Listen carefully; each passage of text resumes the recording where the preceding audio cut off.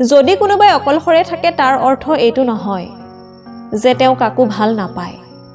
তেওঁ এই কাৰণে অকলশৰে থাকে যে তেওঁ এই পৃথিৱীখনৰ কথা ভালকৈ বুজি পালে। সময় গুচি যাব, কষ্টৰ অৱসান ঘটিব, বিপদ পাৰ হ'ব, সকলো ঠিক হৈ যাব। থাকি যাব কেৱল আপোনাৰ ব্যৱহাৰ। এই পৃথিৱীত সকলোৱে আপোনাৰ লগত বেইমানি কৰিলেও আপোনাৰ যোগ্যতা আৰু আপুনি কৰা পৰিশ্ৰমখিনিয়ে কেতিয়াও আপোনাৰ লগত বেইমানি নকৰে। দুটা সময়ত মানুহে সদায় মনে মনে থাকে। যেতিয়া তেওঁ কথা ক'বলৈ একো নাথাকে, অথবা তেওঁৰ ক'বলৈ বহুত কথা আছে, কিন্তু তেওঁ কাকো ক'ব নোৱাৰে।